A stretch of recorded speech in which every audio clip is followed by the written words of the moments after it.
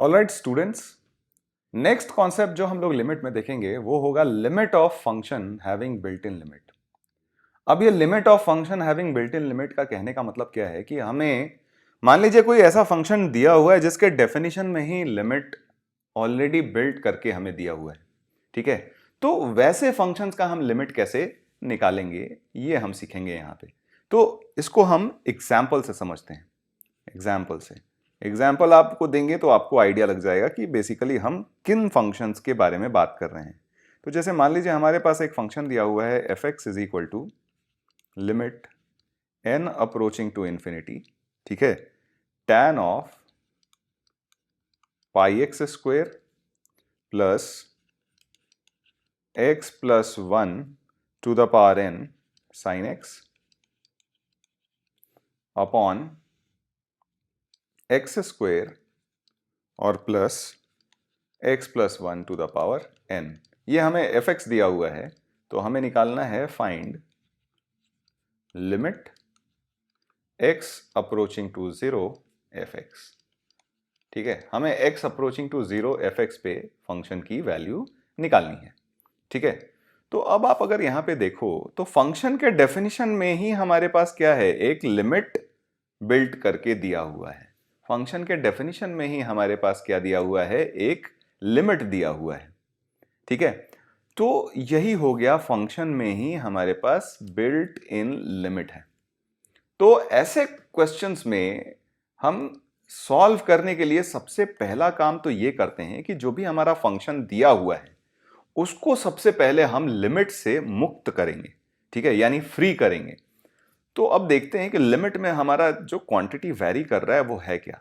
तो n vary कर रहा है हमारे लिमिट में, n वैरी कर रहा है। n के वैरी होने से किस टर्म पे इफेक्ट पड़ रहा है, तो हम देखेंगे तो हमारे इस वाले टर्म पे इफेक्ट पड़ रहा है, x plus one to the power n वाले पे, और यहां भी x plus one to the power n वाले पे। यानी ये something raise to the power infinity का फॉर्म जा रहा है अगर n अप्रोचिंग टू इंफिनिटी है।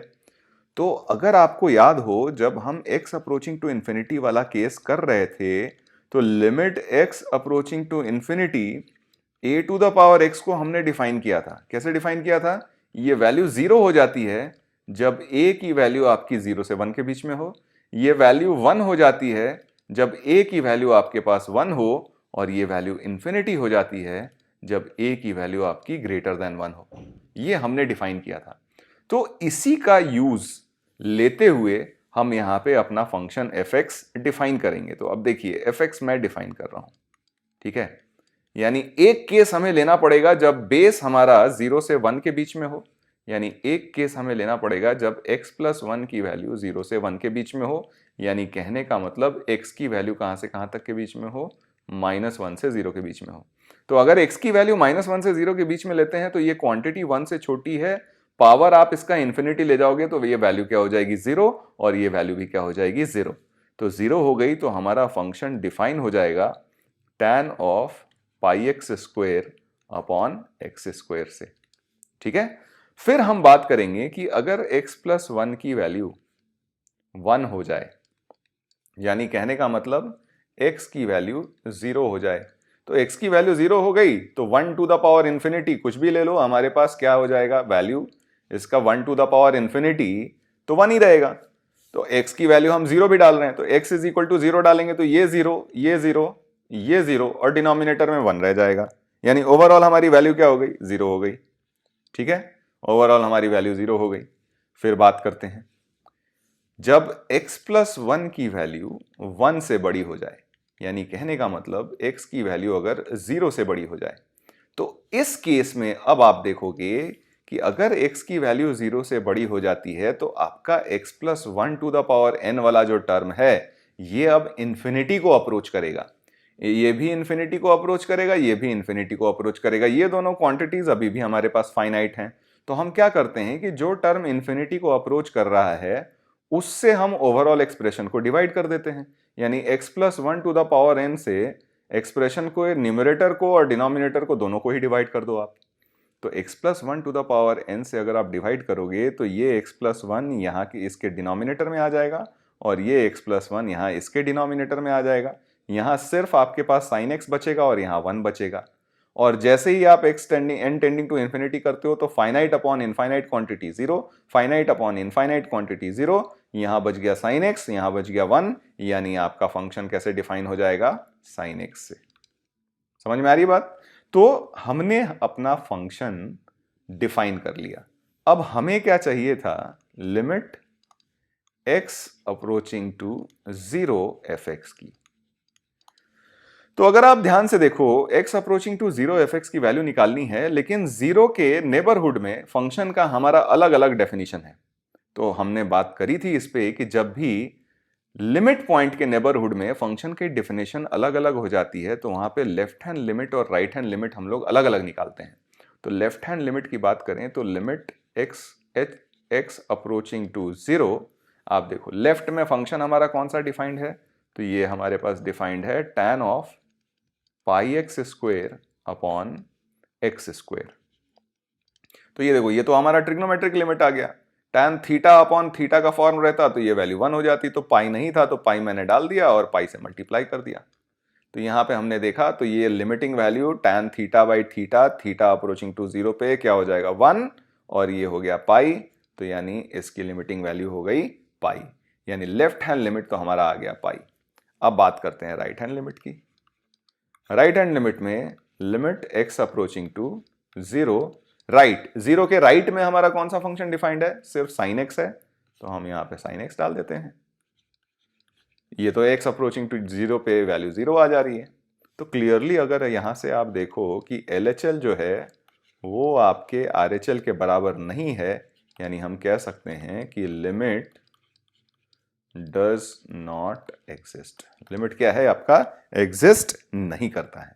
ठीक है, तो उसी तरीके से एक और सवाल करके देख लेते हैं। एक सवाल और करेंगे तो हमें क्लैरिटी थोड़ी ज्यादा मिल जाएगी। तो लेट अस से एक एग्जांपल और लेते हैं हम। यहां पे हमारे पास fx दिया हुआ है, fx is equal to again limit n approaching to infinity cos pi x minus x square to the power n sine of x minus 1 upon 1 plus x into x square to the power n and minus x square to the power n। ठीक है, ये दिया हुआ है हमें, तो हमें निकालना है find limit x approaching to 1 fx। Limit x approaching to 1 fx की वैल्यू हमें निकालनी है। ठीक है, तो चलिए इसको सॉल्व करते हैं।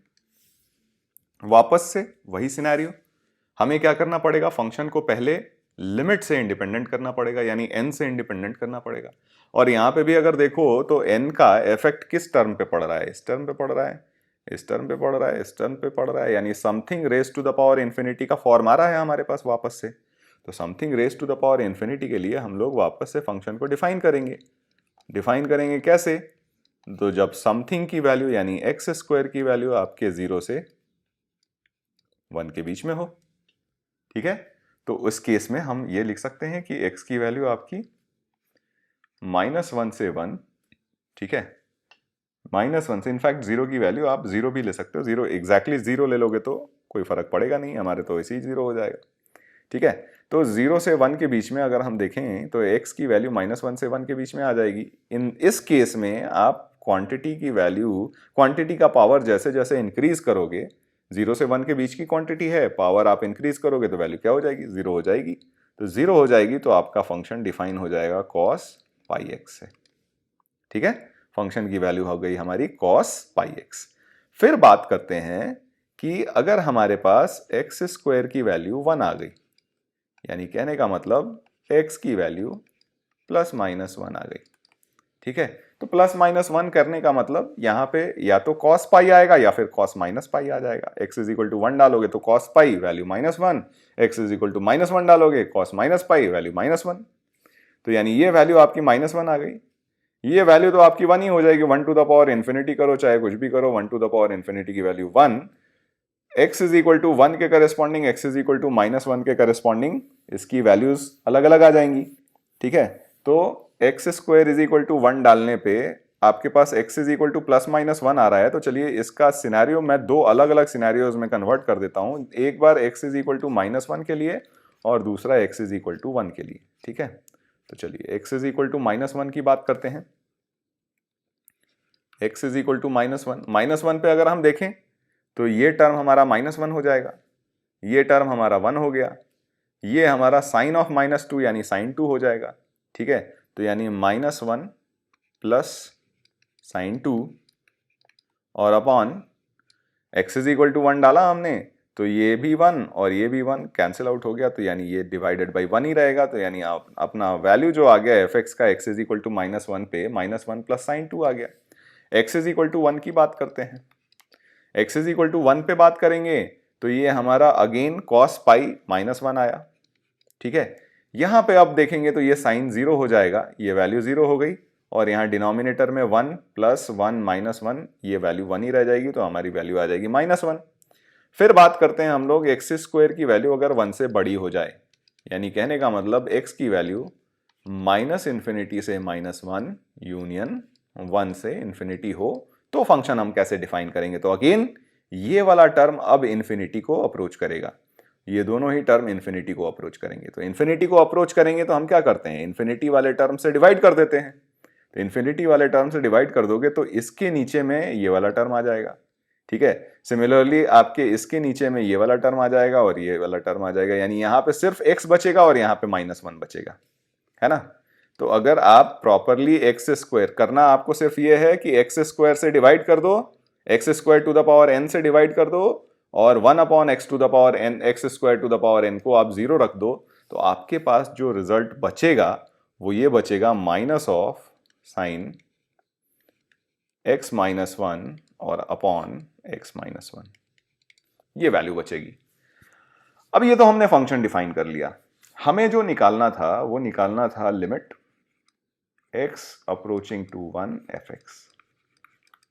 तो अगर आप देखो कि 1 के लेफ्ट में हमारा फंक्शन cos पाई x से डिफाइंड है और 1 के राइट में आप देखो यहां पे sine of x -1 upon x -1 negative से डिफाइंड है।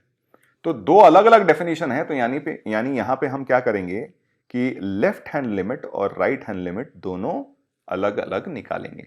तो बात करते हैं लेफ्ट हैंड लिमिट की, तो हो जाएगा ये हमारा limit x approaching to 1 fx। देखो 1 के लेफ्ट में हमारा जो फंक्शन डिफाइंड है वो है cos पाई x और x इज इक्वल टू 1 पे ये वैल्यू आपकी -1 हो जाएगी। जब बात करेंगे हम लोग RHL की, लेफ्ट राइट हैंड लिमिट की, तो राइट हैंड लिमिट हमारा हो जाएगा लिमिट x अप्रोचिंग टू 1। ठीक है, x अप्रोचिंग टू 1 ये बन जाएगा माइनस ऑफ साइन x -1 और अपॉन x -1। तो ये तो देखो फिर से साइन 0/0 का फॉर्म है, साइन 0/0 का फॉर्म है, तो ये वैल्यू कितनी आ जाएगी, -1 आ जाएगी। तो क्लियरली यहां से हम देख सकते हैं कि our left hand limit is equal to right hand limit है। तो हम यहां से कह सकते हैं कि limit x approaching to 1 fx इसकी वैल्यू कितनी हो जाएगी, -1 हो जाएगी, यानी ये लिमिट एग्जिस्ट करेगा और इसकी वैल्यू क्या हो जाएगी, -1 हो जाएगी।